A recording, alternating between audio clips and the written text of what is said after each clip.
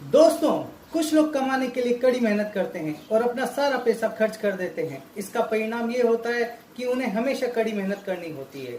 इसके विपरीत कुछ लोग कमाने के लिए कड़ी मेहनत करते हैं और उसमें से कुछ पैसा बचा लेते हैं। इस बचत के पैसे को वो इन्वेस्ट करते हैं ताकि भविष्य में उन्हें कड़ी मेहनत ना करनी पड़े। इन शब्दों के साथ मैं विकास जैन आपका अपने YouTube चैनल मेरी इन्वेस्टमेंट जर्नी में स्वागत करता हूँ। जब भी इन्वेस्टमेंट की बात आती है तो हमारे बड़े हमसे बोलते हैं कि या तो गोल्ड में इन्वेस्ट कर दो या फिर रियल एस्टेट में। लेकिन जब हम बोलते हैं कि क्यों ना हम शेयर मार्केट में इन्वेस्ट कर दें, तो वो बड़ी गंभीर मुद्रा से हमारी ओर देखते हैं और कहते हैं, बेटा कभी भी शेयर मार्केट में इन्वेस्ट मत करना, डूब जाओगे। और ये बात सच भी है। ऐसा नहीं है कि शेयर में मार्केट में पैसा नहीं बनता। बहुत सारे ऐसे मल्टीबैगर शेयर हैं जिन्होंने कई गुना पैसा बना के दिया है, जैसे सिम्फनी, एस्टर पॉलिटेक और अभी बजाज फाइनेंस। इसके विपरीत कई कंपनियां हैं जिन्होंने इन्वेस्टर का पैसा डुबा दिया है। अगर आप जानना चाहते हैं कौन सी वो कंपनियां जिन्होंने इन्वेस्टर का पैसा पिछले 10 साल में पूर्ण रूप से डुबा दिया है, तो मेरा ये वीडियो देखना आपने भूलने मत। इसका लिंक मैंने डिस्क्रिप्शन में दिया हुआ है। हमारे बड़े सही भी हैं क्योंकि उन्होंने गोल्ड और रियल एस्टेट में इन्वेस्टमेंट किया और उसको ग्रो करने का समय दिया। जैसे जैसे उन्होंने समय दिया, ये दोनों इन्वेस्टमेंट बढ़ते गए, ग्रो करते गए। आज इनकी ये स्थिति है कि वो अपनी अगली पीढ़ी के लिए कुछ कर जा रहे हैं। इसके विपरीत जब हम शेयर मार्केट की बात करते हैं तो हर व्यक्ति ये सोचता है कि 3 महीने, 6 महीने, 1 साल या 2 साल में मैं अपना पैसा 1 गुना, 2 गुना, 4 गुना या 8 गुना कर लूंगा। इस चक्कर में वो इस तरह के शेयर खरीद लेते हैं जो लंबे समय में सिर्फ उनका पैसा डुबा कर जाते हैं। और निवेशक ये कहकर इस मार्केट से मुंह फेर लेता है कि शेयर मार्केट में सिर्फ पैसा डूबता है। दोस्तों, जिंदगी में रिस्क लेने से कभी मत डरना। या तो जीत मिलेगी और अगर हार भी गए तो सीख मिलेगी। After graduation and post graduation हमारे पास सिर्फ 3 ऑप्शन होते हैं। पहले 2 ऑप्शन, या तो मैं नौकरी कर लूं या फिर मैं दूसरा बिजनेस शुरू कर दूं। नौकरी में मेरे पास एक फिक्स इनकम होती है, लेकिन मैं कभी भी उस फिक्स इनकम से एक बड़ी वेल्थ क्रिएट नहीं कर सकता। इसके विपरीत व्यापार से मैं बड़ी वेल्थ क्रिएट तो कर सकता हूँ, लेकिन उसमें जोखिम भी होती है। लेकिन मैं अपनी कड़ी मेहनत से जोखिम को प्रॉफिट में भी कन्वर्ट कर सकता हूँ। और तीसरा ऑप्शन होता है मेरे पास नौकरी के साथ बिजनेस करना। अब आप सोचेंगे कि नौकरी के साथ कैसे बिजनेस संभव है। नौकरी के साथ बिजनेस मीन्स नौकरी के साथ शेयर मार्केट में इन्वेस्ट करना। पहला सबसे सिंपल ऑप्शन होता है कि मैं जो बचत कर रहा हूँ अपनी नौकरी में, उसको मैं म्यूचुअल फंड में इन्वेस्ट कर दूं। या फिर दूसरा ऑप्शन मेरे पास होता है कि मैं जो बचत कर रहा हूँ उसे डायरेक्ट शेयर मार्केट में निवेश कर दूं। अब ये व्यवसाय कैसे हुआ? शेयर मार्केट में शेयर खरीदने का मतलब है कि आप उस कंपनी में अपनी छोटी सी हिस्सेदारी खरीद रहे हैं। इसका मतलब आप उस कंपनी में एक छोटे से को ओनर बन रहे हैं। मीन्स अगर कंपनी ग्रो करेगी, अगर कंपनी प्रॉफिट में आएगी तो आपका भी पैसा बढ़ेगा। इसके विपरीत अगर कंपनी घाटा करेगी तो आपका पैसा भी धीरे धीरे इरोड होता जाएगा। अब आपको ये डिसाइड करना है कि आपको किस तरह की कंपनी में निवेश करना है।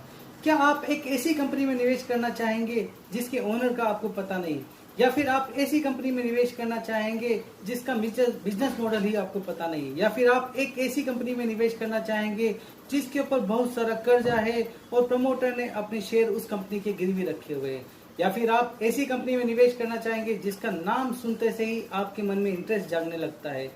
ऐसी कंपनी जिसके प्रोडक्ट को आप या तो यूज कर रहे हैं या यूज करना चाहते हैं, और ऐसी कंपनी जिसके प्रोडक्ट को अगर आप यूज कर रहे हैं तो हर बार वो अपनी क्वालिटी से आपको सेटिस्फाइड कर रही है।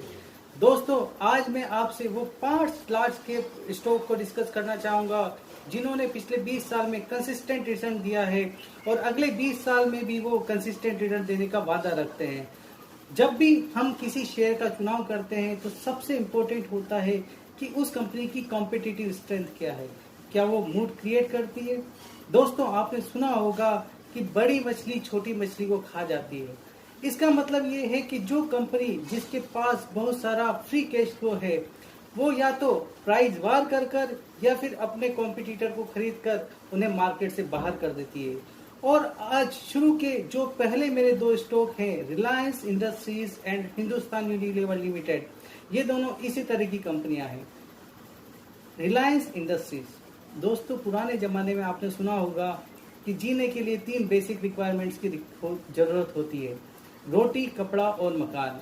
पर आज जीने के लिए 5 चीज़ों की रिक्वायरमेंट होती है: रोटी, कपड़ा, मकान, मोबाइल और उसके साथ 4G इंटरनेट।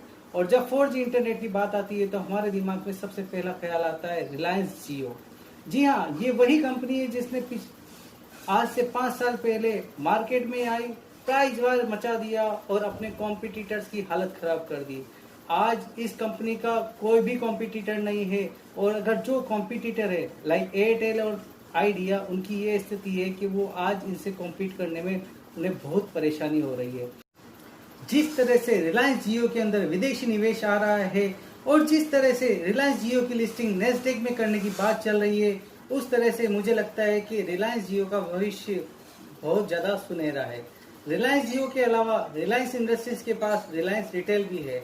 जब मैं रिलायंस रिटेल की बात करता हूँ तो आज इस देश में उसका सिर्फ एक ही कॉम्पिटिटर बचा है, वो है डी मार्ट। अगर रिलायंस रिटेल के लाखों आउटलेट्स जो इस देश में अवेलेबल हैं, और अब जल्दी से रिलायंस मार्ट को भी लेकर आ गई है। रिलायंस मार्ट ऑनलाइन प्लेटफॉर्म है जो जल्द ही अमेजोन, अलीबाबा और फ्लिपकार्ट जैसी कंपनियों को टक्कर देने के लिए तैयार है। तो इसी तरह से रिलायंस इंडस्ट्रीज मुझे भी अगले 20 साल के लिए बहुत सुनहरा भविष्य दिखाती है। इसके अलावा हिंदुस्तान यूनिलीवर लिमिटेड, जब मैं हिंदुस्तान यूनिलीवर लिमिटेड की नाम लेता हूं तो जबरदस्त ब्रांड वैल्यू, जबरदस्त डिस्ट्रीब्यूशन नेटवर्क, ये वो कंपनी है जिसके प्रोडक्ट को हम हर व्यक्ति ने कभी न कभी यूज किया होगा। उसकी प्रोडक्ट इतनी जबरदस्त है कि हर तरह के तबके को वो पूर्णतया सेटिस्फाइड करती है, और अगर कोई भी उसका कॉम्पिटिटर आता है तो वो कोशिश करती है कि उसको खरीद कर मार्केट से बाहर कर दे। आज हिंदुस्तान यूनिलीवर लिमिटेड ने जबरदस्त रिटर्न दिया है पिछले 20 साल में, और जिस तरह की उसकी ब्रांड वैल्यू है, मुझे लगता है कि अगले 20 साल भी वो इसी तरह से सर्वाइव करेगी और मार्केट की लीडर बनी रहेगी। जब भी घर में पेंट कराने की बात आती है तो सबसे पहला नाम हमारे दिमाग में आता है एशियन पेंट। जी हाँ, जबरदस्त पेंट कंपनी, जबरदस्त ब्रांड नेम और इस इंडस्ट्री की market leader. Safe painting with Asian paint. जी हाँ, लेकिन आज एशियन पेंट सिर्फ पेंट इंडस्ट्री का ही नाम नहीं रह गया है। आज वो वाटर प्रूफिंग, इंटीरियर सॉल्यूशन और वुड सॉल्यूशन में भी उतर गई है। तो मुझे ऐसा लगता है कि 20 साल में इस कंपनी का कोई कॉम्पिटिटर नहीं होगा। मेरी चौथी और पांचवी कंपनी है HDFC एंड HDFC बैंक। जी हाँ, इंडिया की सबसे बेस्ट हाउसिंग फाइनेंस कंपनी और इंडिया का सबसे बड़ा प्राइवेट बैंक। इन दोनों का कॉम्पिटिटर भी मुझे अगले 20 साल में नजर नहीं आता। तो दोस्तों, अगर आपको ये वीडियो अच्छा लगा हो तो प्लीज इसे लाइक करें, शेयर करें और इस चैनल को सब्सक्राइब करें, ताकि इस तरह की वीडियो में आपके लिए लाता रहूं। धन्यवाद दोस्तों।